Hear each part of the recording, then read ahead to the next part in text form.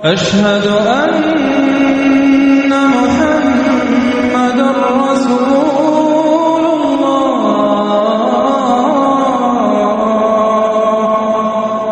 نحمده ونصلي على رسوله الكريم۔ محترم ناظرین، السلام علیکم ورحمۃ اللہ وبرکاتہ۔ امیر سے ملاقات پروگرام جون 2025 میں خوش آمدید۔ اس پروگرام میں امیر تنظیم اسلامی ہمارے ساتھ موجود ہیں کراچی اسٹوڈیو سے، اور اس پروگرام کو تاخیر سے پیش کرنے کی وجہ یہ ہے کہ امیر تنظیم اسلامی اللہ تعالیٰ کے فضل و کرم سے حج کی سعادت حاصل کرنے سعودی عرب گئے ہوئے تھے، اور پھر واپس آئے ہیں تو ہم نے ان سے وقت لیا ہے۔ امیر محترم، السلام علیکم ورحمۃ اللہ وبرکاتہ۔ وعلیکم السلام ورحمۃ اللہ وبرکاتہ۔ حج مبارک ہو، اللہ تعالیٰ اس حج کو مبروک اور مبرور دونوں کرے انشاءاللہ تعالیٰ۔ آمین، جزاک اللہ۔ اور مجھے امید ہے کہ آپ نے ہم سب کو دعاؤں میں یاد رکھا ہوگا۔ جی الحمدللہ، جتنے ہمارے رفقائے تنظیم اور ذمہ داران ہیں جن کے سب کے نام بھی یاد ہیں، تو وہ ناموں کے ساتھ اور مزید برآں پھر سب کے لیے اجتماعی طور پر، اور اسی طرح ہمارے احباب اور یقیناً امت مسلمہ کے لیے جو بھی اللہ نے توفیق عطا فرمائی وہ دعائیں ہوئی ہیں، اللہ تعالیٰ اپنی بارگاہ میں قبول فرمائے۔ اچھا یہ بتائیے کہ اس سال کچھ دعاؤں میں مزید کوئی اضافہ ہوا، کوئی دعاؤں میں کچھ ورائٹی مزید آئی، کوئی خاص اور دعائیں ایڈ ہوئیں؟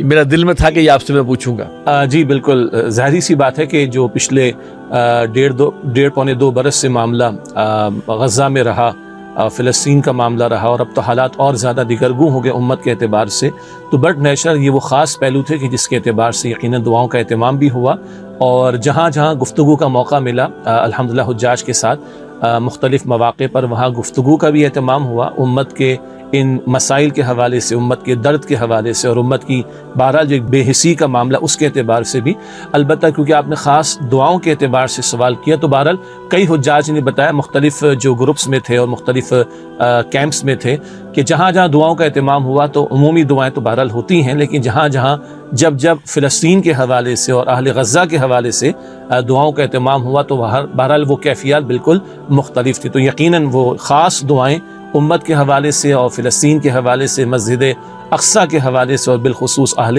غزہ کے حوالے سے، تو یہ خاص پہلو بھی ہے جو اس دفعہ ہمیں دعاؤں کے دوران میں دیکھنے کو ملا۔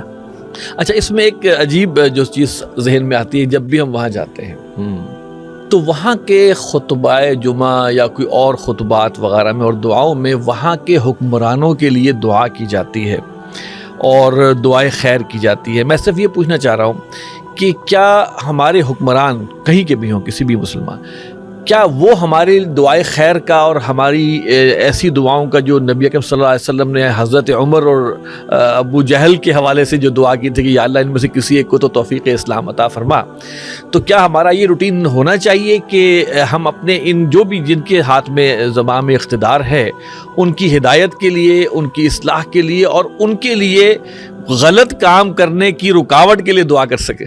جی بالکل، یعنی اصولی بات ہے نا کہ مسلمان کے حق میں دعائیں کرے، اور پھر ہدایت کے ہم سب محتاج ہیں، چاہے وہ عوام الناس ہوں یا مقتدر طبقات یا حکمراں ہوں، لیکن بہرحال حکمرانوں کا رول بڑا ہوا کرتا ہے، ان کے فیصلوں کا اثر لاکھوں کروڑوں لوگوں پر آیا کرتا ہے، تو ان کے لیے دعاؤں کی بھی ضرورت ہے۔ اور بالخصوص جیسے کہ آپ نے حرمین شریفین کا ذکر کیا، تو وہاں عمومی دعاؤں کے اندر لفظ ہدایت کا لفظ آتا ہے عام طور پر کہ اللہ ہمارے جو ولایت امر ہیں ان کو ہدایت عطا فرما، پھر ان کے لیے برکتوں کی دعائیں، رحمتوں کی دعاؤں کا بھی اہتمام کیا جاتا ہے، لیکن یہ بات اپنی جگہ درست ہے کہ ان کے لیے دعا کا بھی اہتمام ہو، اور پازیٹیو انداز میں ان کو ان کی ذمہ داریوں کی طرف توجہ دلائی جائے، جو کہ اللہ کے رسول علیہ السلام کی حدیث ہم بیان بھی کرتے ہیں اور اکثر اہل علم بیان کرتے ہیں کہ دین النصیحہ، دین تو نصح و خیر خواہی کا نام ہے، تو عرض کی گئی یا رسول اللہ علیہ السلام کس کے لیے خیر خواہی کا معاملہ؟ ایک اور ترجمہ ہم کریں گے وفاداری کا، تو کس کے لیے خیر خواہی کا معاملہ؟ فرمایا کہ للہ ولی رسولہ ولی کتابہ ولی ائمۃ المسلمین وعامتہم، اللہ کے ساتھ وفاداری، اللہ کی کتاب، اللہ کے رسول علیہ السلام کے ساتھ وفاداری، اور اللہ کی کتاب کے ساتھ وفاداری، اور مسلمانوں کے ائمہ اس میں اولاً حکمراں آئیں گے، ان کے ساتھ خیر خواہی کا معاملہ، اور عام مسلمانوں کے لیے خیر خواہی کا معاملہ۔ تو ائمہ جو ہماری حکمراں ہیں امت کے، ان کے لیے ہدایت کی دعا کرنا، صحیح فیصلوں کی ان کو اللہ توفیق عطا فرمائے، اور غلط کاموں سے اللہ ان کو روکے۔ ہمارے اسلاف کا یہ طرز عمل رہا۔ مثال کے طور پر شیخ عبد القادر جیلانی رحمۃ اللہ علیہ کے تعلق سے بہت کلام ہوتا ہے، لیکن اس بات کا ذکر نہیں آتا کہ وہ منبر رسول سے صلی اللہ علیہ وسلم اس وقت کے حکمرانوں کو واعظ و نصیحت بھی فرمایا کرتے تھے۔ یہ ہمارے امت کے اسلاف کا خاصہ رہا ہے۔ مشہور بات ہے، بہت مشہور واقعہ ہے کہ شاہ فیصل شہید مرحوم کا دور تھا، اور سید ابو الحسن علی ندوی رحمۃ اللہ علیہ ملاقات کو گئے، تو کبھی حکمراں اچھے بھی ہوا کرتے تھے جو اہل علم سے استفادہ کرتے تھے۔ بتایا جاتا ہے کہ وہ محل میں بلایا گیا، اور تنہائی میں ابو الحسن علی ندوی رحمۃ اللہ علیہ موجود تھے اور شاہ فیصل موجود تھے، اور تنہائی میں انہوں نے واعظ و نصیحت کے لیے کہا، اور بات کا ذکر یہ کیا جاتا ہے کہ اندر سے دھاڑے مار کر رونے کی آوازیں آئیں۔ تو بہرحال وہاں کے جو بھی ذمہ داران ہوں گے وہ پریشان ہوئے کہ رونے کی آوازیں کیوں آ رہی، تو معلوم ہوا کہ شیخ جو ہے وہ اوپر بیٹھے ہیں، اور شاہ فیصل مرحوم جو تھے وہ سر رکھا ہوا ہے شیخ کے گھٹنوں کے اوپر، اور وہ دھاڑے مار کر رو رہے تھے۔ تو کبھی یہ حکمراں بھی تھے کہ جو استفادے کے لیے اہل علم سے براہ راست کلام کرتے تھے، لیکن کم از کم اتنا تو ہمارے اسلاف نے ہمیں سکھایا ہے کہ اگر یہ استفادہ نہ بھی کریں تو منبر سے بات پہنچنی چاہیے، نہ صرف کہ دعا کا اہتمام ہو بلکہ وعظ اور نصیحت کا اہتمام ہو، اور اس سے بڑھ کر بات تو ذرا ایسی ہے کہ جس کی ہمت کم ہی لوگ کر پاتے ہیں، کہ اللہ کے رسول علیہ الصلوۃ والسلام نے ارشاد فرمایا نا کہ بہترین جہاد کیا ہے، وہ ہے کلمہ حق کہنا جابر سلطان کے سامنے۔ تو آج یہ کیفیت تو ہمیں ممبروں پر دکھائی نہیں دیتی۔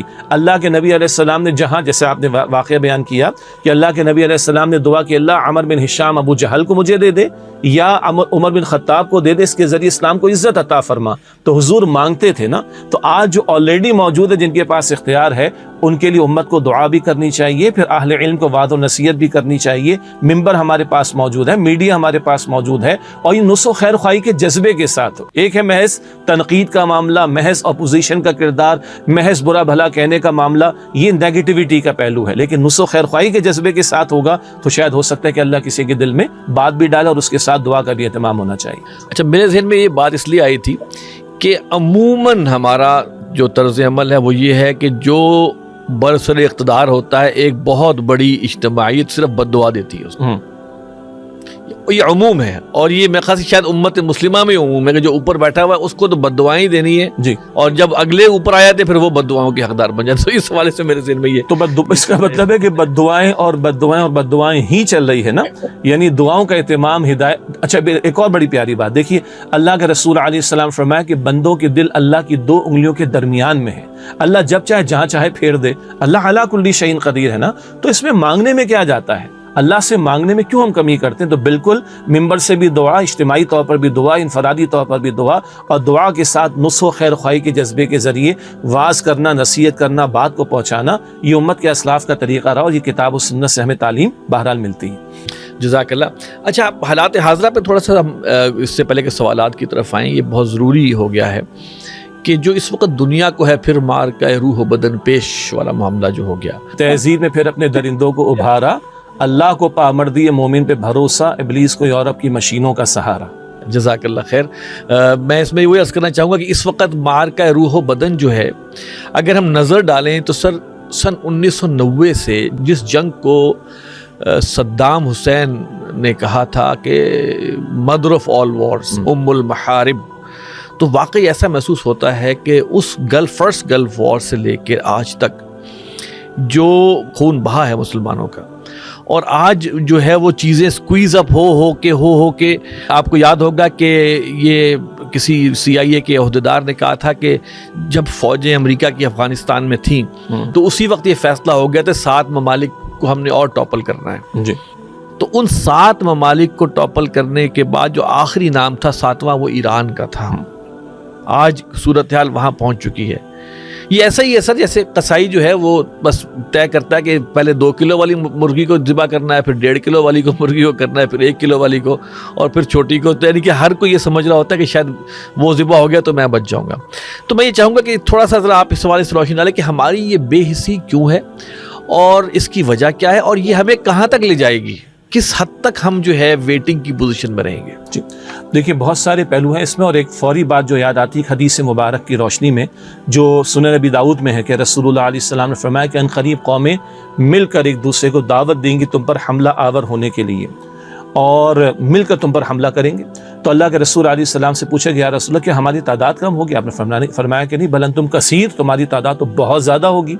تو یا رسول اللہ پھر یہ کیفیت کیوں ہوگی؟ فرمایا تم میں وہن پیدا ہو جائے گا۔ عرض کی کہ یا رسول اللہ وہن کیا ہے علیہ السلام؟ فرمایا کہ حب الدنیا و کراہیت الموت، دنیا کی محبت اور موت سے نفرت۔ جب یہ دو صفات، یہ وہن کی بیماری تم میں پیدا ہو جائے گی تو باوجود اس کے کہ تمہاری تعداد بہت ہوگی لیکن قومیں مل کر ایک دوسرے کو تم پر حملہ آور ہونے کی دعوت دیں گے۔ آپ نے گلف وار کی بات کی ہے، تقریباً 30-31 ممالک کا اتحاد تھا، پھر آپ نے افغانستان کی طرف اشارہ کیا، 50 سے زیادہ ممالک کا اتحاد تھا، اور خون کس کا بہا ہے؟ اگر ہم پیچھے سے چلتے چلے آئیں، عراق کو دیکھ لیں اور دیگر ممالک کو دیکھتے ہوئے آئیں تو خون سب سے زیادہ اس زمین پر مسلمان کا سستا اور ارزاں ہوتا چلا گیا۔ تو ایک تو پہلو یہ ہے کہ حب الدنیا و کراہیت الموت، کہ دنیا کی محبت اور موت سے نفرت جب یہ تمہارے اندر پیدا ہو جائے، یہ وہن کی بیماری، تو پھر یہ مرحلے تمہارے سامنے آئیں گے۔ آج دنیا کا کم سے کم ہر 5واں شخص مسلمان ہے، اتنی ہماری تعداد، 57-58 مسلم ریاستیں، تیل کی دولت ہمارے پاس ہے، اور ہمارے پاس دولت کے انبار اور ڈھیر موجود ہے، مگر آج ہماری حیثیت کیا ہے؟ کچھ بیان کرنے کی ضرورت نہیں۔ دنیا ہمارے فیصلے کرتی ہے کب کس ملک کے ایٹمی داد ختم کرنے کی بات کرنی ہے، کب کس کی ایٹمی صلاحیت کو جو کہ وہ حاصل کر سکتا ہے ختم کرنے کی بات کرنی ہے، کب کس کو جو ہے وہ ہم نے ختم کرنا ہے۔ لیبیا کا معاملہ ہو، عراق کا معاملہ ہو، لبنان کا معاملہ ہو، سیریا کا معاملہ ہو، اور ہوتے ہوتے بات ایران تک پہنچی۔ ایک تو یہ پہلو ہے۔ دوسری بات، جو احادیث مبارکہ میں مستقبل کا منظرنامہ ہمارے سامنے رہتا ہے، جس کو بانی تنظیم اسلامی ڈاکٹر شاہ صاحب رحمۃ اللہ علیہ نے مختلف پیرایوں میں کئی مرتبہ بیان کیا، بلکہ وہ جو ان کا مشہور خطابات جمعہ ہیں اور آرٹیکلز بھی اس کی صورت میں جو ہمارے یہاں شائع ہوتے ہیں، سابقہ اور موجودہ مسلمان امتوں کا ماضی، حال اور مستقبل، یہ باقاعدہ کتاب موجود ہے اور اس کا انگریزی ترجمہ بھی موجود ہے لیسنز فرام دا ہسٹری کے عنوان سے۔ تو ڈاکٹر صاحب رحمۃ اللہ علیہ نے گلف وار کے موقع پر خطابات جمعہ میں اس پر باقاعدہ کلام کیا، آرٹیکلز بھی پھر لکھے اخبارات کے اندر، اور وہ منظرنامہ ہمارے سامنے ہے جس کو احادیث مبارکہ میں الملحمۃ العظمیٰ یا الملحمۃ الکبریٰ کہا جاتا ہے، جس کو بائبل میں آرمگڈون کہا گیا۔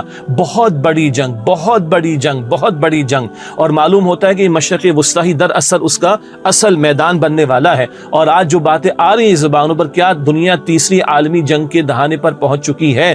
تو لگتا ہے کہ آج ساری عالمی طاقتیں کسی نہ کسی انداز سے انوالو ہونے کی پوزیشن پر آ گئی ہیں، اور وہ ملحمۃ العظمیٰ یا ملحمۃ الکبریٰ جس سے بہت بڑی تباہی مچنی ہے، جس کے منظرنامے احادیث مبارکہ میں ہمارے سامنے آتے ہیں۔ ایک شخص 1000 اگر بچے بھی ہوں گے تو 999 قتل ہوں گے۔ پھر ڈاکٹر صاحب وہ حدیث ہمارے سامنے سناتے رہے کہ اگر ایک پرندہ، اور پرندہ بھی کون؟ جو نظافت کو پسند کرتا ہو، صفائی ستھرائی کو پسند کرتا ہو اور مردار کو کھانے والا نہ ہو، وہ اڑ رہا ہوگا اور وہ کہیں اترنا چاہے گا تو اس کو لاشوں کا ڈھیر ہی اترنے کو ملے گا، وہ نہیں اترنا چاہے گا کیونکہ وہ نفاست پسند ہے، لیکن اگر وہ تھک جائے گا تو گرے گا بھی تو کسی لاش پر ہی گرے گا، اس قدر وہ تباہی مچنے والی ہے۔ اور اب ہم سمجھتے ہیں کہ وہ جو مشرق وسطیٰ کے اندر وہ جو آگ بھڑکانے کا معاملہ ہے، وہ آگ بھڑکا دی گئی ہے۔ اسی طریقے پر آپ دیکھیے گزشتہ 1.5-2 برس سے جو معاملہ اہل غزہ کے ساتھ رہا، اور پھر اسرائیل کا جو ظلم بڑھتا گیا ہے، اور وہ گریٹر اسرائیل کا سلسلہ رکا نہیں ہے، وہ مسلسل اس میں جو ہے وہ آگے سے آگے بڑھتے چلے جا رہے ہیں۔ اسی طرح اگر آپ دیکھیے کہ ٹرمپ نے آ کر اعلانات کی دنیا میں امن ہونا چاہیے اور جناب جنگوں کا خاتمہ ہونا چاہیے، اور آگے کریڈٹ لینے کی کوشش کی، دیکھیے پاکستان انڈیا کی جنگ کو بھی ہم نے رکوا دیا، لیکن یہ جنگ تو چلتی رہی، یہ ظلم تو فلسطینیوں پر ہوتا رہا، اہل غزہ پر ہوتا رہا، اور اسرائیل کی بدماشی بڑھتی چلی گئی، اسرائیل کا ظلم بڑھتا چلا گیا، اور آگے بڑھ بڑھ کر ٹرمپ نے جو ہے وہ ساتھ دیا ہے، اور انتہا ہمارے سامنے آ گئی ہے کہ ایک طرف ٹرمپ نے کہا کہ جناب ہم امن چاہتے ہیں، جنگ کا خاتمہ چاہتے ہیں، ایک طرف وہ کہتے ہیں کہ اچھا 2 ہفتے کا ہم بریک لینا چاہتے ہیں، اور آگے سے اپنے طیاروں کو بھیج کر ایران پر مستقل حملوں کا معاملہ اور اسرائیل کی پوری پشپناہی کا معاملہ۔ یہ منظرنامہ، ایک طرف ہماری وہ بے حسی کہ آج امت کا درد ختم ہو گیا، عرب ممالک کو دیکھیے بیٹھ گئے، بچ گئے، لیٹ گئے، اور بڑے بڑے تحائف اور نہ جانے کتنے بڑے بڑے معاہدے کر ڈالے ٹرمپ کے ساتھ، لیکن پڑوس میں ٹریلینز آف ڈالرز کے معاہدے ہو گئے، لیکن پڑوس میں بچے ذبح ہوتے رہے، بچیاں ذبح ہوتی رہیں، مسجد اقصی کی حرمت پامال ہوتی رہی۔ خاموش ہو کر بیٹھیں. اور آپ نے بالکل صحیح ترجمانی کی ہے کہ جیسے قصائی کیا کرتا ہے, مرغیوں کو ذبح کرنے والا ڈربے میں سے ایک کو نکالا تو باقیوں نے سوکھ کا سانس لیا کہ ہماری جان بچ گئی, پھر ایک اور کو نکالا تو باقیوں نے سوکھ کا سانس لیا کہ ہماری جان بچ گئی. کیا خیال ہے عربوں کا, کیا خیال ہے عربوں کا؟ ہاں, آج کی اطلاعات ہم نے اخبارات میں کچھ پڑھی ہیں کہ ایران پر جو امریکی طیاروں نے بمبارڈمنٹ کی ہے تو عربوں کو بھی تھوڑی سی پریشانی ہوئی ہے, تھوڑی سی کھلبلی مچی ہے, بٹ نیچرل یہ ہونا ہے. اگر وہ گریٹر اسرائیل کا منصوبہ آگے بڑھنا ہے جو کہ بڑھ رہا ہے, اور امریکہ نے پشپنائی کرنی جو کہ کر رہا ہے, اور اسرائیل نے ظلم بڑھانا جو کہ بڑھا رہا ہے, تو وہ تو کہتے ہیں ہمیں مدینہ شریف بھی چاہیے, اللہ حفاظت فرمائے, وہ تو کہتے ہیں ہمیں مدینہ شریف بھی چاہیے. تو کیا یہ باقی عرب ممالک بچیں گے؟ یہ مرغیوں کی طرح بیٹھے ہوئے ہیں؟ کیا آج کسی کی کل کسی دوسرے اور تیسرے کی باری آنے والی نہیں ہے؟ تو یہ بھارت اس ایک سوال میں بہت سارے پہلو ہیں جس میں کچھ احادیث کا اشارہ ہم نے آپ کے سامنے رکھا. اسی طرح امت کی بے حسی کا ذکر ہمارے سامنے آیا, کیوں یہ ذلت اور رسوائی آج ہم دیکھ رہے ہیں, وہ وہن کی بیماری کا ذکر بھی آیا. ٹرمپ کی کذب بیانی, جھوٹ اور یہ دغا بازی, ڈسپشن, دھوکہ کھل کر ہمارے سامنے, اور اسرائیل کا ظلم, اور وہ ڈٹا ہوا ہے اپنے گریٹر اسرائیل کے منصوبے, وہ بھی ہمارے سامنے آ گیا. اور لیبیا اور عراق کے بعد ایران کے حوالے سے کہ جناب وہ کہیں کامیاب نہ ہو جائے ایٹم بم بنانے کے اعتبار سے. تو آخری بات اس جواب کے ضمن میں یہ ہے, پھر مملکت خداداد پاکستان کے کرتا دھرتا لوگوں کو بھی سوچنا پڑے گا.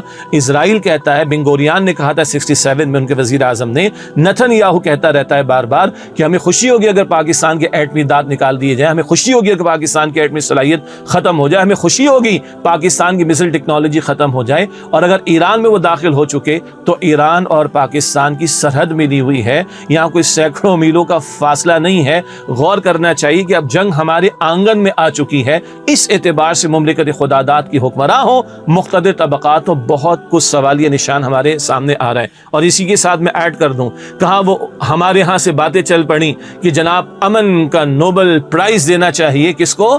ٹرمپ کو. انا للہ و انا الیہ راجعون. ہمارے سے بات چلی, حکومت پاکستان کی طرف سے بات چلی, یہ اس بات پر مسلمانوں کے خون کے بہانے پر, بچے اور بچیوں کے ذبح کرنے پر, اور امت کے اتنے ممالک پر حملہ ور ہونے پر, اسرائیل کے اس ظلم پر, اور اب ایران کے خلاف کھڑے ہونے پر ہم کہتے ہیں کہ ٹرمپ کو ہم نے نوبل پرائز دینا ہے. انا للہ و انا الیہ راجعون.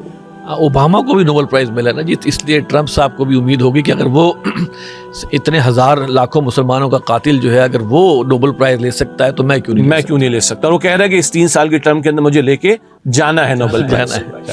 اچھا, اب دیکھیں جو نیتن یاہو ہے, اس کی ہسٹری ہم دیکھیں تو یہ ابھی سے نہیں بلکہ پچھلے 25 سال سے یہ مستقل ہر عرب ملک کے حوالے سے کوئی نہ کوئی شوشہ کھڑا کر رہا ہے. یہ عراق کے حوالے سے اس نے کہا جی وہاں پر کیمیکل ویپنز ہیں, اور اسی طرح اور ملکوں کے حوالے سے, اور ان کو آگے سے آگے جو ہے وہ ملک جو ہے وہ جسے کہیں کہ وہ تباہی کا شکار ہوتے چلے گئے. تو جو لوگ بات کر رہے ہیں کہ ایران میں رجیم چینج کی, تو ہمیں تو کہنا چاہیے اسرائیل کو چاہیے اپنی رجیم چینج کرے. یہ 2 ایسے چھوٹے دجال ہیں, جو ایک تو اسرائیل میں ہے اور دوسرا ہے انڈیا میں. ان دونوں کی رجیم چینج میں سمجھتا ہوں یہ مسلم ممالک کا اور مسلم جو امہ ہے اس کا یہ فورموسٹ نعرہ ہونا چاہیے کہ یہ رجیم اصل میں چینج ہوگی تو دنیا میں امن آئے گا.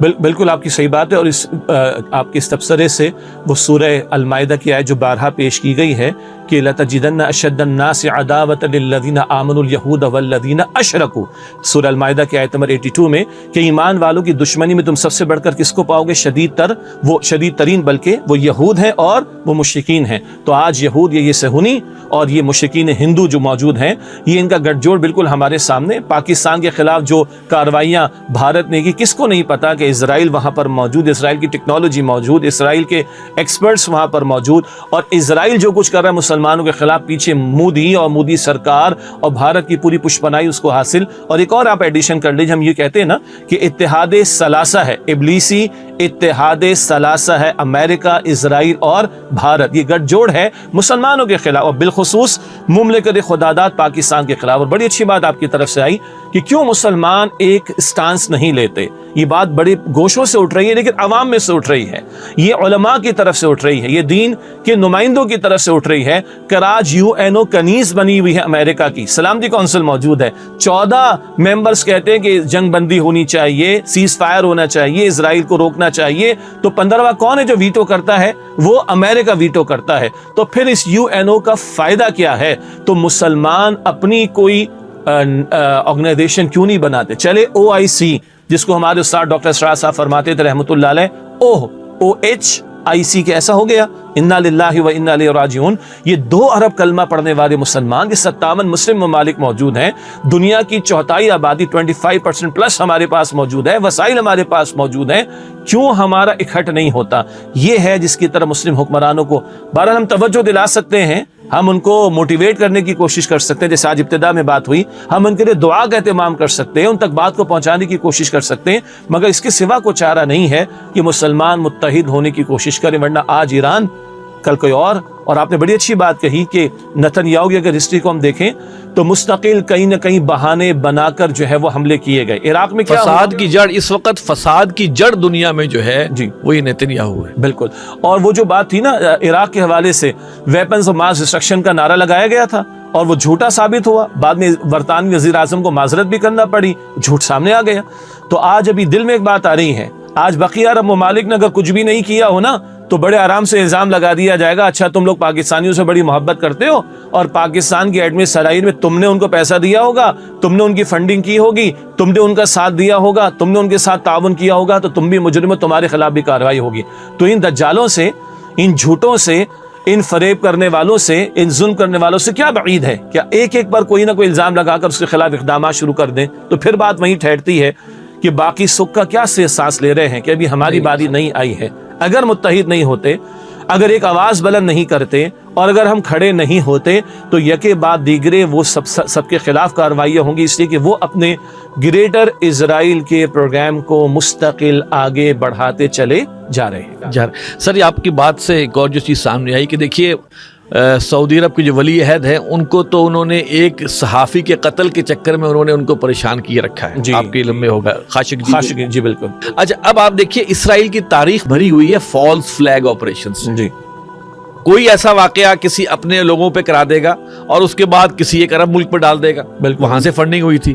میں وہی کہہ رہا ہوں کہ یہ جو وہن کی جو بیماری ہے، یہ میں خیال میں اس کا علاج ہی سب سے بڑی ضرورت ہے اس وقت کہ ہمارے حکمرانوں کو حب الدنیا و کراہیت الموت اور حب الکرسی جو ہے وہ جو چیز ہے وہ اس وقت سب سے زیادہ جو ہے ان کے راہ میں آڑے آئی ہوئی ہے۔ تو اللہ تعالیٰ ان کو توفیق دے کہ یہ اپنے آپ کو سنبھالیں۔ بچت نہیں ہے، اگر ہم نے اس وہن کو ختم نہیں کیا تو میرے خیال میں بچت نہیں ہے، پھر باری باری سب کو جو ہے وہ ڈھیر کر لیں گے۔ وہ ہنری کسنجر نے کہا تھا نا کہ امریکہ کا دشمن تو شاید بچ سکتا ہے، دوست کبھی نہیں بچ سکتا۔ آج سارے دوست بننے کی کوششیں کر رہے ہیں، اور آپ نے اچھے الفاظ حب الکرسی کے الفاظ اچھے استعمال کیے، جو حب دنیا ہی کا ایک مظہر ہے نا، مال کی محبت ہے اور جاہ کی محبت ہے۔ تو غور کریں کہ کیا ماضی میں امریکہ کے دوستوں کے کوئی اچھے انجام ہوئے؟ ہمارے ملک کے ہی حالات کو آپ ہسٹری کو آپ دیکھ لیجئے نا، کیا جنرل ضیاء الحق صاحب کو جو ہے افغانستان کے اندر خاصا جو ہے وہ ان کو استعمال کرنے کے بعد جو کچھ ہوا وہ ہمارے سامنے نہیں ہے؟ کیا آج ہمارے سامنے ہسٹری اپنے ملک کے اندر سامنے نہیں ہے کہ امریکہ سے دوستی اختیار کرنے والوں کا انجام کیا ہوا؟ دنیا کی ہسٹری ہمارے سامنے موجود نہیں، اور بتوں سے تجھ کو امیدی اور خدا سے نو امیدی، مجھے بتا تو صحیح اور کافری کیا ہے؟ تو اللہ کو چھوڑ کر ان غیروں سے، ان کافروں سے، ان دین دشمنوں سے، دنیا کے ان دہشت گردوں اور عالمی بدماشوں سے ہمیں امیدیں ہوں تو اس سے بڑھ کر ظلم اور کیا ہوگا جو ہم اپنے اوپر کر رہے ہوں گے۔ اچھا اس میں آخری سوال، کیونکہ کچھ 2-3 سوال ہمارے نا اسی میں ہی کور ہو گیا حالات حاضرہ کے حوالے سے الحمدللہ، جو شاید آپ کے پاس آئے ہوئے تھے غالباً۔ جی میرے پاس آئے ہوئے تھے، جی بالکل، علی رضا صاحب ہیں اور ایک اور 2 حضرات ہیں، ان کی طرف سے یہی حالات حاضرہ کے حوالے سے کچھ سوالات آئے ہوئے تھے۔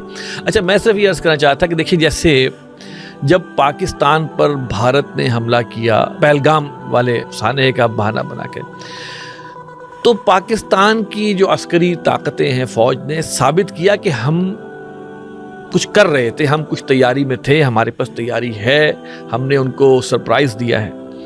تو کیا ہم یہ امید کر سکتے ہیں کہ ہماری جو عسکری طاقت ہے، دیکھیں ایک ہے کہ ٹھیک ہے پاکستان ایک چھوٹا ملک ہے، کمزور ملک ہے، قرضے بھی لیتا ہے، تو کیا یہ خوش فہمی یا حسن ظن ہونا چاہیے کہ یقیناً پاکستان بھی ان تمام اس سے آگاہ ہے کہ یہ امریکہ نے جب کی ہسٹری رہی ہے کہ اس نے ہمیشہ سے جو ہے وہ پاکستان کا ساتھ نہیں دیا اور پاکستان کا نقصان پہنچایا ہے، کہ وہ بھی تیاری کر رہے ہوں گے اس حوالے سے ہمارے فوج اور ہمارے عسکری ادارے؟ جی آپ کو یاد ہوگا جب افغانستان میں داخلہ ہوا تھا امریکہ کا اور الائڈ فورسز کا، نیٹو کا اتحاد بھی تھا، تو اس وقت کیا باتیں کہی گئی تھیں کہ افغانستان بہانہ ہے اور پاکستان نشانہ ہے، اور ان لوگوں کی نگاہوں میں تو مجرم ہیں نا ہم، ان کی نگاہوں میں بھئی ایٹم بم بنا کے بیٹھے ہوئے ہیں، ہم میزائل ٹیکنالوجی اللہ کی توفیق سے ہمارے پاس ہے، بہترین تربیت یافتہ فوج دنیا مانتی ہے ہمارے پاس، ہمارے بہترین پائلٹ سے دنیا مانتی ہے، اور اس مملکت خداداد کی جڑ اور بنیاد میں اسلام موجود ہے۔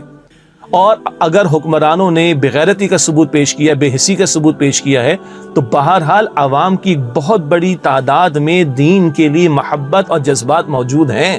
اکیڈیمک اسٹائل میں، تعلیمی انداز میں، تدریسی انداز میں گزشتہ صدی میں جتنا کام اس مملکت خداداد میں ہوا، دنیا میں اس کی مثال بہت کم ملتی۔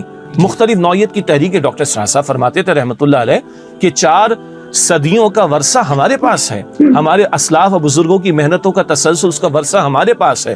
دنیا میں تبلیغی جماعت کی چلت پھرت ہے تو اسی خطے سے معاملہ شروع ہوا نا۔ دنیا میں اقامت دین کی جد و جہد اور دین کا انقلابی تصور اگر اقبال کے ذریعے سے عام ہوا، ابوالکلام مرحوم کے ذریعے عام ہوا، مولانا مودود علی رحمہ کے ذریعے عام ہوا، پھر ڈاکٹر اسرار صاحب رحمۃ اللہ علیہ کے ذریعے عام ہوا، تو اسی مملکت خداداد اسی خطے سے تو ہوا ہے۔ دنیا کے کسی ملک میں آپ چلے جائیں، ایک حافظ قرآن، ایک عالم دین لا محالہ آپ کو پاکستان سے ملے گا۔ یہ بڑی پازیٹیو باتیں ہیں، یہ بڑی پازیٹیو باتیں ہیں۔ اور ریاست کی سطح پر ہم نے کچھ باتیں طے کر دی تھی قرارداد مقاصد کے حوالے سے، بڑی اچھی بات ہم نے طے کر دی، عمل درآمد ہم نے نہیں کیا۔ یہ وہ چند پہلو ہیں کہ جو دنیا کو کھٹکتے ہیں، تو اس اعتبار سے لا محالہ دنیا کی نگاہیں ہماری طرف ہیں۔ البتہ جو آپ نے بیان فرمایا کہ اللہ کی توفیق سے بنیان مرصوص کا آپریشن ہوا، اور ہم نے اس بنیان مرصوص کی اصطلاح کو واضح بھی کیا، اور سورہ صف کی آیت نمبر 4 کا بھی ہم نے پورا درس دیا۔ سورہ صف کا درس بانی تنظیم اسلامی مستقل دیا کرتے تھے علی رحمہ۔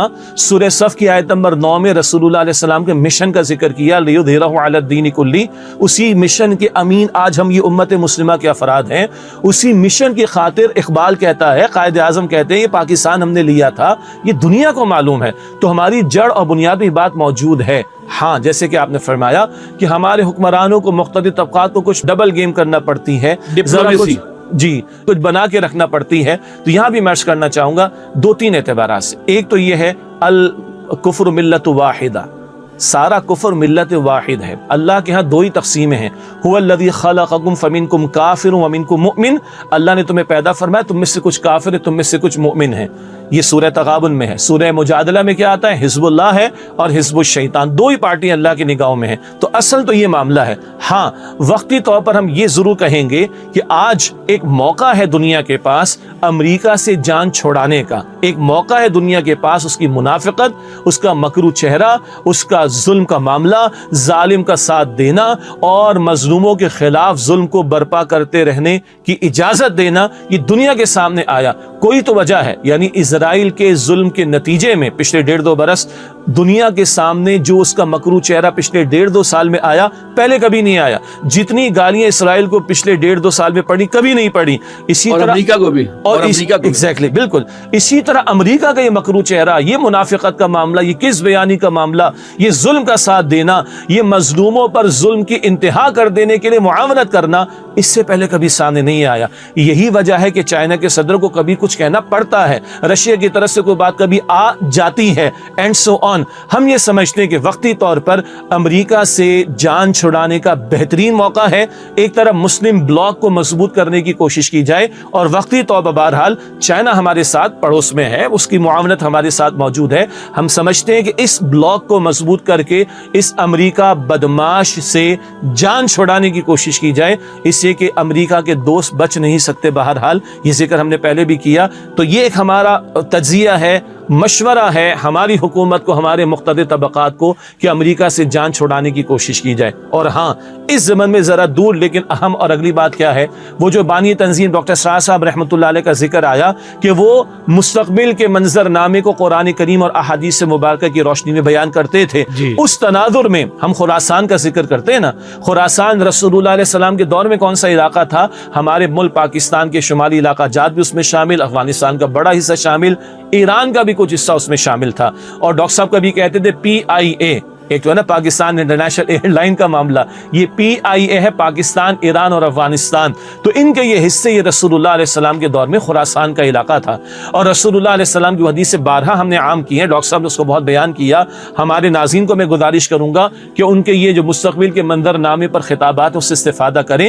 شارٹ کلپس میں 1.5-2 منٹ کی بات میں ایک پنچ لائن آتی ہے، لیکن میں گزارش کروں گا کہ جو 1.5-2 گھنٹے کی چند ان کی تقاریر ہیں، اور خاص طور پر وہ کتاب کا بھی حوالہ ہم نے دیا، سابقہ اور موجودہ مسلمان امتوں کا ماضی، حال اور مستقبل، اس کا مطالعہ، یا ان موضوعات پر ڈاکٹر صاحب کے خطابات بھی موجود ہے، سرچ کریں گے مل جائیں گے. اگر بالاستیعاب مطالعہ ہو اور اگر 1.5-2 گھنٹے کی وہ تقاریر کو ہم دیکھ لیں بہت فائدہ ہوگا. وہاں ذکر کیا ملتا ہے؟ اس خراسان کے علاقے سے کالے جھنڈوں والے لشکروں نے چلنا ہے اور جناب مہدی کی نصرت کے لیے پہنچنا ہے، اور یہ جھنڈے گاڑے جائیں گے ایلیا یروشلم میں. او بھائی، جہاں میدان سجنا ہے آخری جنگ کا، یہاں خراسان سے جھنڈوں نے وہاں جانا ہے جناب مہدی کی نصرت کے لیے، اور پھر اسلام کا عالمگیر سطح پر غلبہ بھی ہونا ہے. اس عالمگیر غلبے میں اس مملکت خدا داد یہ پاکستان کا بہت بڑا رول ہے. اور ابھی آپ نے جو تیاری کا ذکر کیا تھا تو مجھے آیت یاد آئی، سورہ انفال کی آیت نمبر 60 کا بارہا ہم نے حوالہ دیا، وَأَعِدُّ لَهُم مَّا اسْتَطَعْتُم مِّن قُوَّةٍ وَمِن رِّبَاطِ الْخَيْلِ. اللہ تعالیٰ حکم دیتا ہے جس قدر تمہاری استطاعت ہو قوت کے حصول کے ذریعے اور پلے ہوئے گھوڑوں کے ذریعے سے تیاری رکھو. اللہ کے کلام نے ہمیں حکم دیا ہے جنگی صلاحیت کے اعتبار سے، ساز و سامان ہو، آج کی مثل ٹیکنالوجی ہو، ایٹمی صلاحیت ہو، تربیت یافتہ افواج ہوں، کل کا کوئی ویپن ہو، اس کا حصول ہمارے دین کا حکم ہے. اور آج اگر اللہ نے صلاحیت ہمیں دے رکھی ہے تو ہم دوبارہ ریکارڈ پر یہ بات پیش کرنا چاہیں گے کہ یہ امت مسلمہ کی امانت ہے مملکت خدا داد پاکستان کے پاس. اللہ تعالی ہمارے حکمرانوں کو، مقتدر طبقات کو اس پیراڈائم میں، یہ جو منظرنامہ احادیث مبارکہ میں سامنے آیا ہے اور مستقبل میں اس خطے کا بہت بڑا رول ہے، اس کو سامنے رکھتے ہوئے ہمت بھی کرنے اور صحیح فیصلے کرنے کی توفیق عطا فرمائے. جزاک اللہ خیر. اچھا سر، اب ہم تھوڑا سوالات کی طرف آتے ہیں. ہماری ایک دینی بہن ہے، ان کی طرف سے، ان کا نام میں نہیں لے رہا، ان کی طرف سے ایک سوال یہ آیا ہے کہ سوشل میڈیا کے حوالے سے انہوں نے یہ کہا ہے کہ سوشل میڈیا پر بعض اوقات کسی کے اوپر تنقید کے حوالے سے اہل دین حضرات بھی جو ہیں وہ بھی احتیاط کا مظاہرہ نہیں کرتے، اور پتہ نہیں وہ لائکس یا جو ساتھ اس کے مونیٹائزیشن لگی ہوئی ہے اس کے چکر میں آ کے وہ کنٹروورشیل ویڈیوز بناتے ہیں.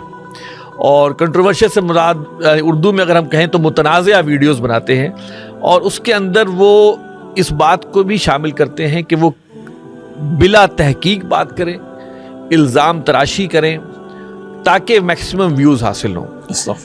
کچھ اس قسم کا معاملہ جو ہے وہ آج کل دیکھنے میں آ رہا ہے، اور میں سمجھتا ہوں کہ اس حوالے سے آپ کے حوالے سے بھی کچھ ایسی چیز سامنے آئی تھی. تو میں یہ چاہ رہا ہوں کہ یہ جو ایک فتنہ پیدا ہوتا ہے اس طرح کا، ہمیں اس پر ہمارا طرز عمل کیا ہونا چاہیے کہ کوئی ایک شخص اٹھ کے، آج تو ہر ایک، دیکھیں، ہر شخص کیمرہ مین ہے، ہر شخص پوڈ کاسٹر ہے، ہر شخص جو ہے وہ تجزیہ کار ہے، ہر شخص جو ہے وہ صحافی ہے، اور معذرت کے ساتھ ہر شخص فی نفسہ عالم دین بھی ہے، دفاعی تجزیہ کار بھی ہے، ماہر اکنامکس کا بھی ماہر ہے. تو لیکن خدا خوفی اور یہ چیز کہ کوئی جھوٹ نہ میرے منہ سے نکل جائے، کوئی خلاف حقیقت بات نہ نکل جائے، اس سے وہ نچنت ہے. میں ابھی تو اوروں کی بات نہیں کر رہا، میں اہل دین کی بات کر رہا ہوں. آپ اس حوالے سے کوئی رہنمائی فرمائیے. اللہ سبحانہ و تعالیٰ ہم سب کی حفاظت فرمائے.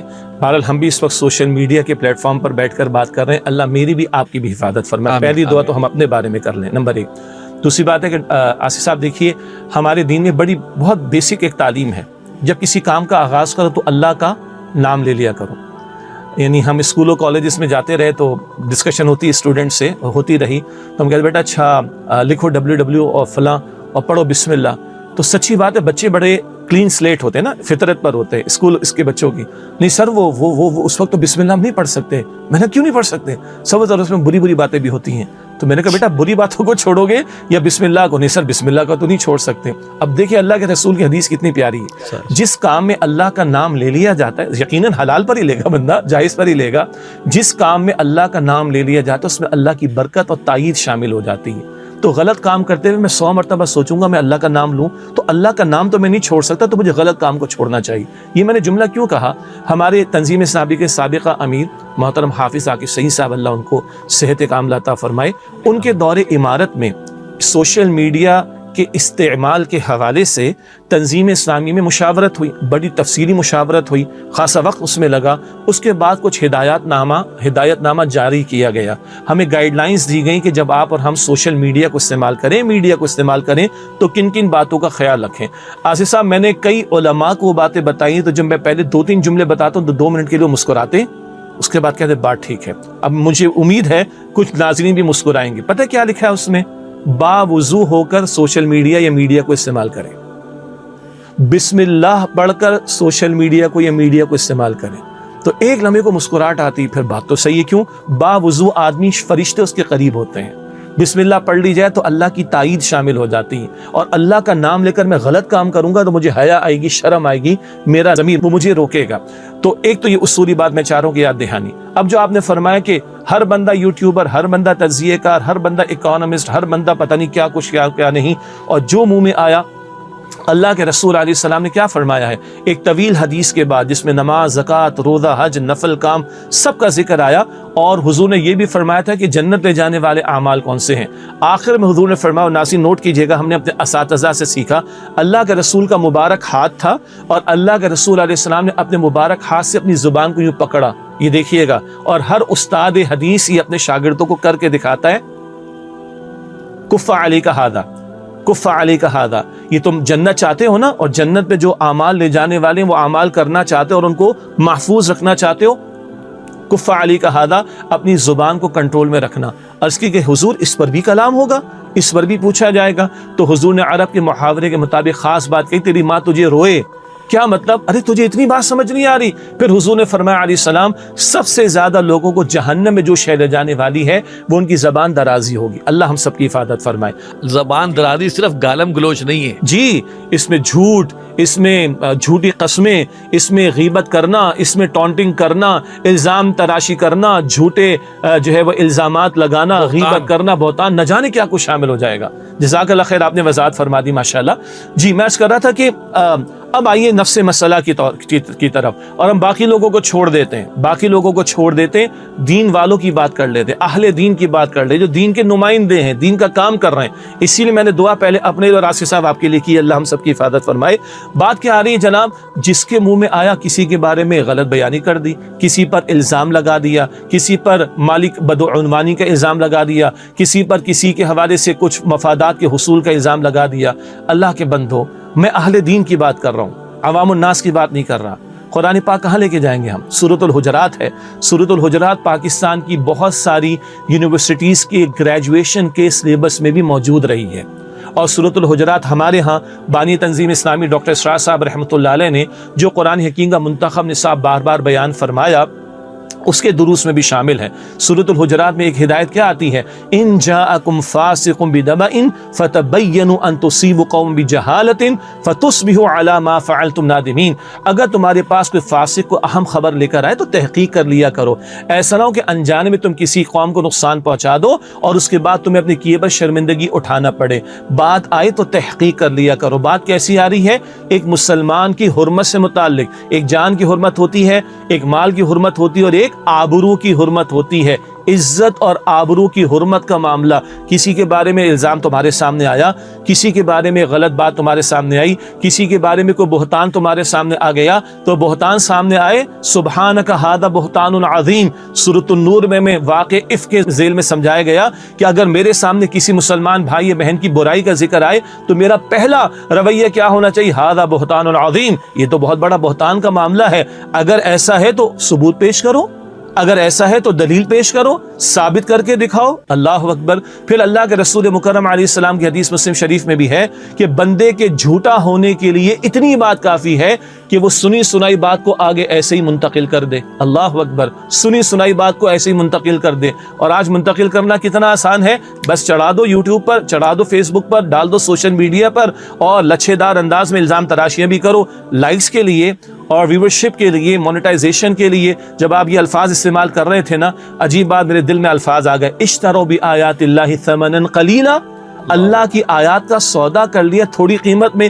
پس منظر تو یہود کا جنہوں نے اللہ کی کتاب میں تحریف کر دی, مگر جب ہم نے اپنی اس وقت کی گفتگو کو ابھی اہل دین پر فوکس کر لیا, اشتروا بآیات اللہ ثمنا قلیلا, دنیا کے چند ٹکوں کی خاطر اللہ کی آیات کی خلاف ورزی, اللہ کی آیات کا کھلواڑ, اللہ تعالیٰ کی آیات کو فراموش کر دینا, بغیر تحقیق کسی کے اوپر الزام تراشی, اور الزام لگا کر, الزام تو ہوتے ہی جھوٹے ہیں نا, کوئی ثبوت موجود نہ ہو.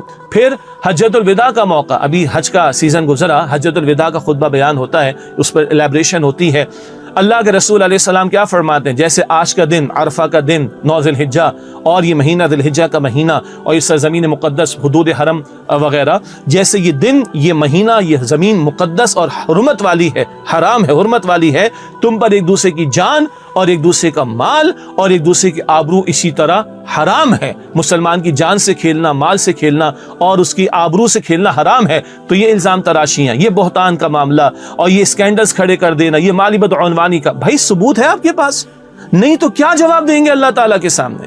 مسلمان کی آبرو ریزی حرام ہے, اور یہ اس طرح کے الزام تراش کوئی کر رہا ہو, اللہ ہم سب کی حفاظت کرے, ہم اپنے لیے پہلے دعا کر رہے ہیں, کوئی کر رہا ہے, کوئی ثبوت آپ کے پاس نہ ہو, ہمارے پاس نہ ہو, چلیں اور ہم الزام تراشیاں, یہ کتنے حرام کام ہو گئے. زبان کا غلط استعمال ہوا, مسلمان کی حرمت کو ہم نے پامال کیا, اللہ کے احکامات کی ہم نے خلاف ورزی کی.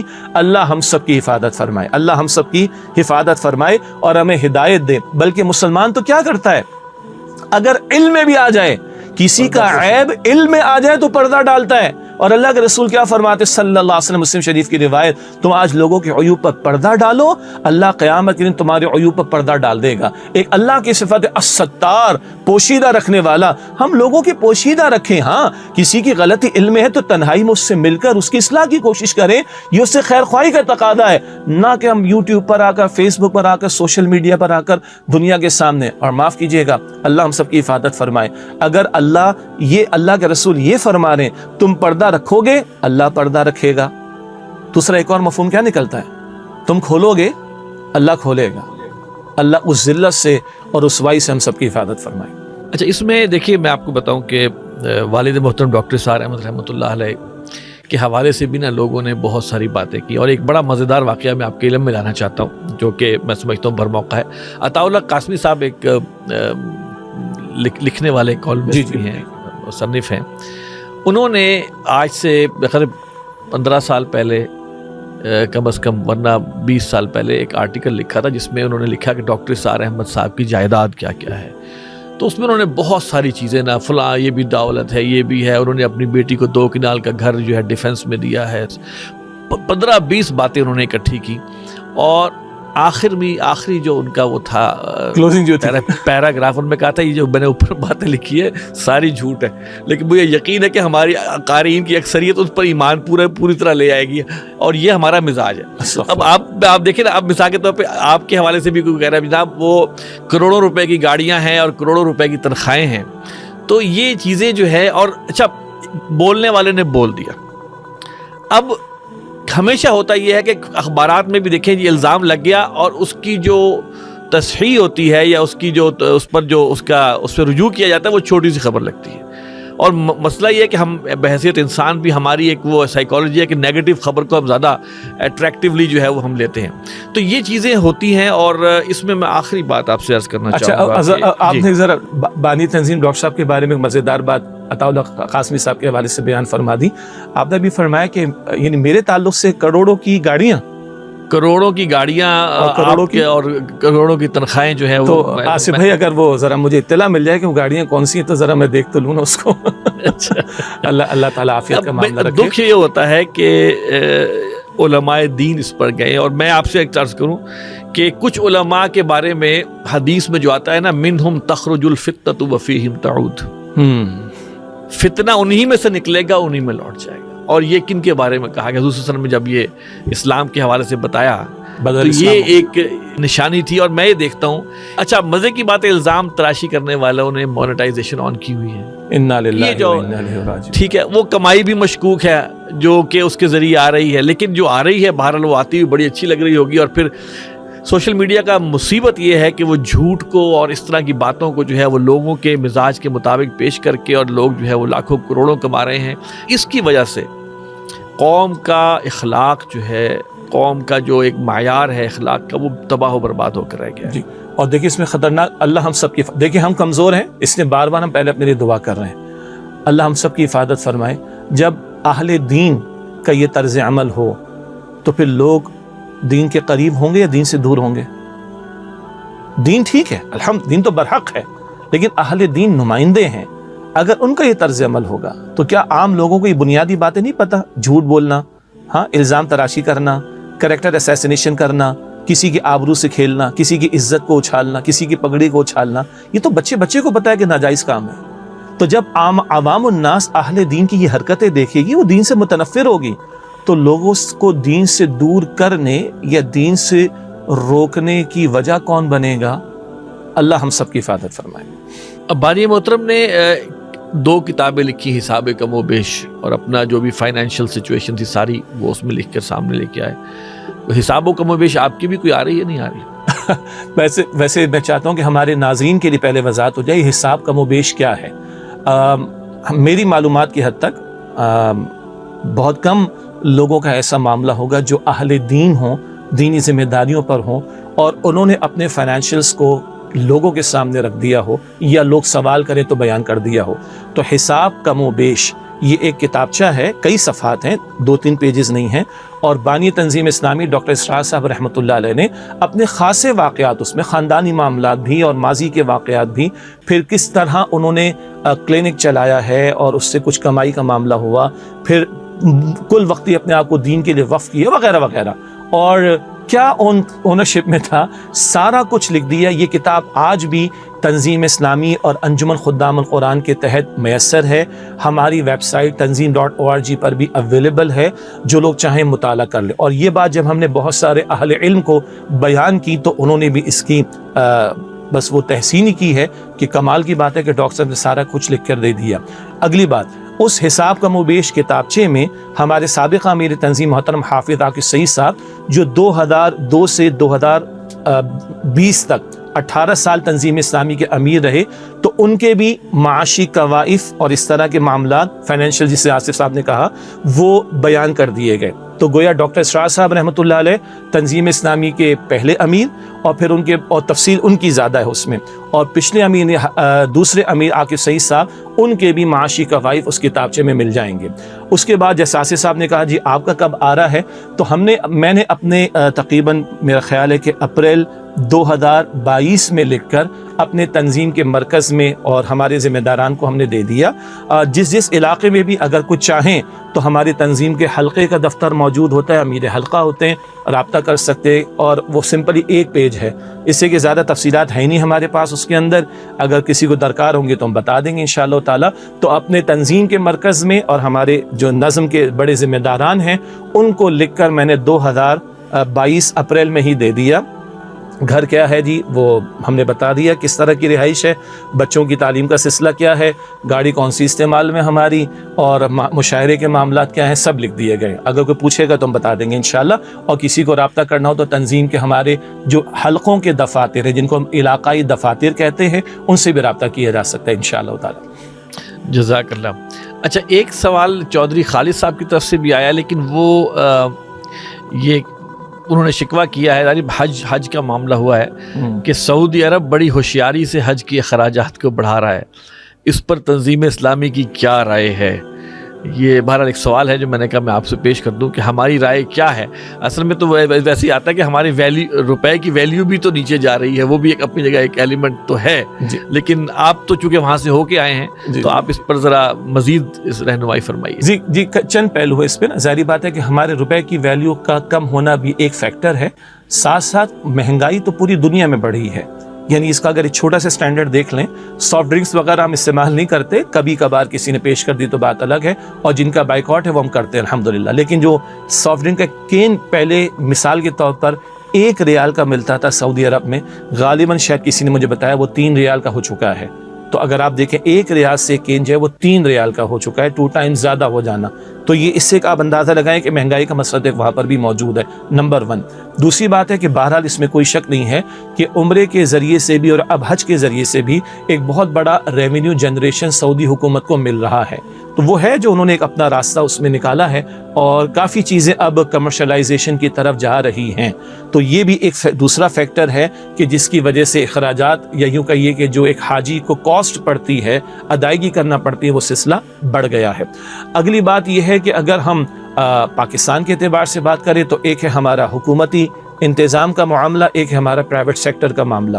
تو حکومتی انتظام پرائیویٹ سیکٹر سے 50% پر ہوتا ہے. جو میری معلومات ہیں، جو پرائیویٹ سیکٹر کا منیمم جس کو ہم کہیں کہ حج کا خرچہ تھا ایک حاجی کا، وہ 18-20 لاکھ سے شروع ہوا تھا کم و بیش. اور ادھر ہم چلے جائیں گورنمنٹ والے میں تو غالباً 11.5 لاکھ کا ہوا. تو یہ 50% کا فرق تو پڑتا ہے. اگلی بات یہ ہے کہ ہمارے جو پرائیویٹ سیکٹر کے، اگر ہم پرائیویٹ اسکیم کی بات کریں تو بہرحال ایک منافع کا معاملہ بھی ہے، اور اس میں حکومت ہی بہتر جانتی ہے کہ کتنے مارجن کو ان کو اجازت دی گئی. ان کے جو ڈفرینٹ پیکیجز ہوتے ہیں وہ گورنمنٹ اپروو کرتی ہے، لیکن اس میں کاسٹ کا معاملہ کس طریقے پر دیکھا جاتا ہے، چیک اینڈ بیلنسز، وہ میرا خیال ہے کہ کہیں دیکھا نہیں جا رہا. تو اب سوال ہے کہ بھئی یہ جو اخراجات بڑھ گئے، تنظیم اسلامی کی کیا رائے ہے؟ تو ہم یہ سمجھتے ہیں کہ بہرحال اس فریضے کی ادائیگی کے اعتبار سے حکومتوں کو حتی الامکان فیسیلیٹیٹ کرنا چاہیے. ماضی کا میرے علم میں ہے، ابھی حال کا میں عرض نہیں کر سکتا، ماضی کا میرے علم میں ہے کہ ہندوستان یعنی انڈیا کی حکومت مسلمانوں کو جب وہ حج پر جاتے ہیں تو وہ ایئر فیئر میں ان کو ڈسکاؤنٹ دیتے ہیں. یہ مجھے اچھی طرح معلوم ہے. تو اگر ایک مشرکوں کی حکومت یہ فیسیلیٹیٹ کر سکتی ہے تو مسلمانوں کی حکومت کیوں فیسیلیٹیٹ نہیں کر سکتی؟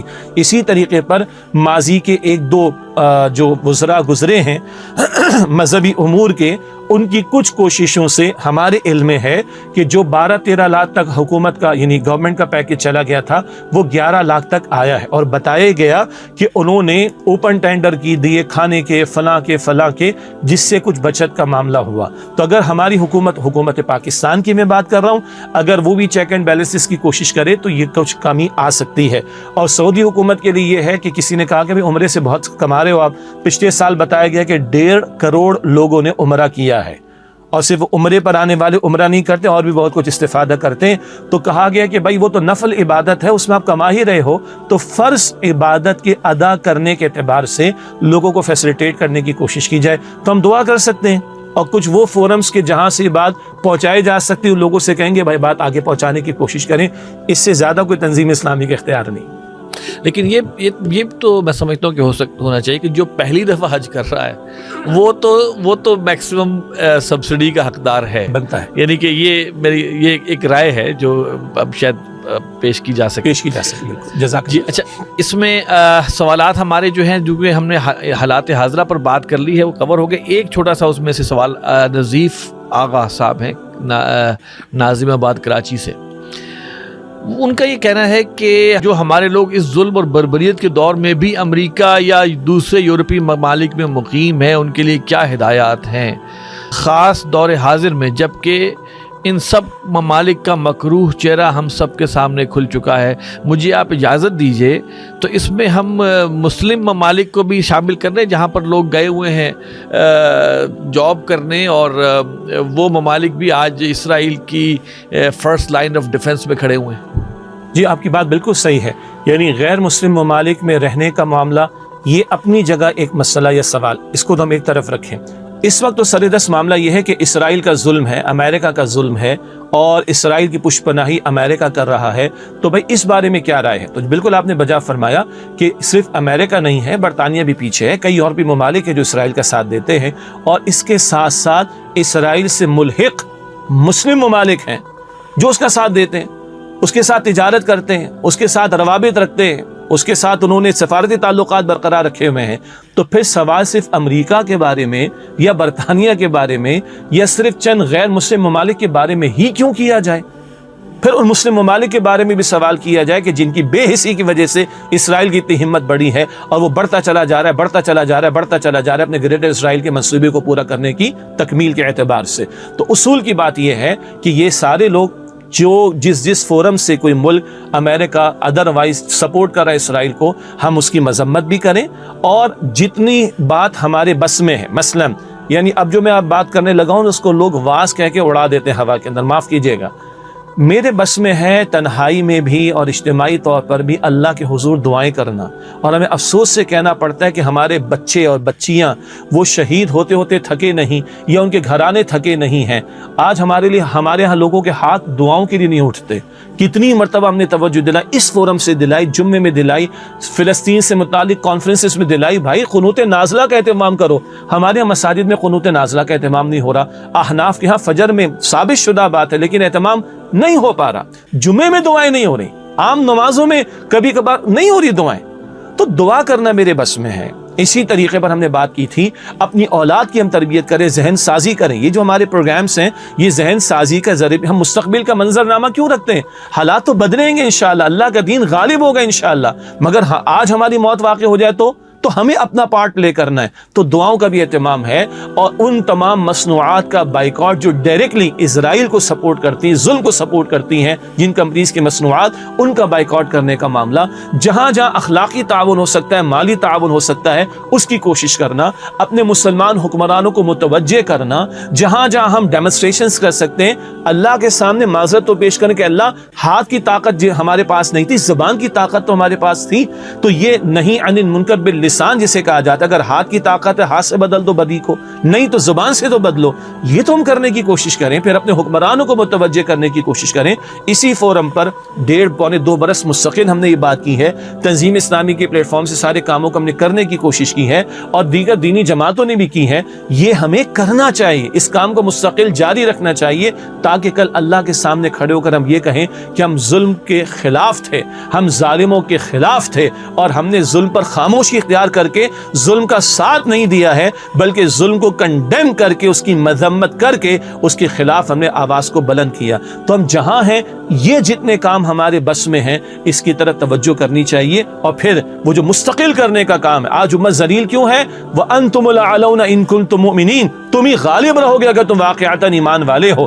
آج ہمارا ایمان ہمیں مصلی پر کھڑا نہیں کر رہا، نماز کے لیے کھڑا نہیں کر رہا، تو آگے کیا بات چلے گی؟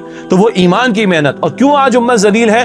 ان اللہ یرفع بہذا الکتاب اقواما ویدع بہ آخرین، بے شک حدیث مبارک، اس قرآن کی بدولت اللہ قوموں کو عروج دے گا، اور ترک کر دینے کی وجہ سے ذلیل اور رسوا کر دے گا۔ وہ زمانے میں معزز سے مسلمان ہو کر، اور تم خار ہوئے تاریک قرآن ہو کر۔ اور پھر اللہ تعالیٰ فرماتا ہے سورہ محمد میں صلی اللہ علیہ وسلم، آیت نمبر 7 میں، ان تنصروا اللہ ینصرکم ویثبت اقدامکم، اگر تم اللہ کے دین کی نصرت کرو گے تو اللہ تمہاری نصرت فرمائے گا، اور اللہ تعالیٰ تمہارے قدموں کو مضبوطی عطا فرما دے گا۔ یہ مستقل کام، ایمان کی محنت، حقیقی ایمان کی محنت، جو عمل پر بندے کو آمادہ کرتا ہے۔ قرآن کا پڑھنا، پڑھانا، سیکھنا، سکھانا، عمل، اور اس کے نفاذ کی محنت، اللہ کے دین کے غلبے کی جد و جہد، یہ ہمارا مستقل کام ہے، تنظیم اسلامی کی مستقل دعوت ہے۔ اس کے نتیجے میں اللہ کی مدد ہمارے شامل حال ہوگی۔ آج نہیں کل حالات بہتر ہوں گے، مگر ہم آج مر گئے تو اللہ کو کیا جواب دیں گے؟ اس کے لیے اپنے حصے کا کام آج ہمیں کرنے کی ضرورت ہے۔ اب دیکھیے نا، اس سوال میں ایک سوال جو کر کے صرف وہ مغربی ممالک اور امریکہ پہ ڈال کے ہم فارغ ہو گئے۔ یہ عموماً یہی ہوتا ہے کہ وہ ہے، وہ وہاں پہ جو ٹیکس پیئر ہیں وہ کر رہے ہیں، اور ہم کچھ نہیں کر رہے۔ ہماری ہر کولڈ ڈرنک جو ہم ان کی اس کے حوالے سے جو ان کی کمپنیز یا کوئی اور پروڈکٹ بھی لے رہے ہیں، تو اس کا بینیفٹ بھی ان کو ہو رہا ہے۔ تو اصل بات تو یہ کہ ہم اپنے گھر بانوں میں بھی جا کے اور اس چیز کو دیکھیں۔ تو آج کے میرے خیال سے وقت بھی کافی ہو گیا ہے، اور شاید ایک سوال اور ہوگا، لیکن وہ بھی انشاءاللہ تعالی ہم آئندہ اس کو کور کر لیں گے۔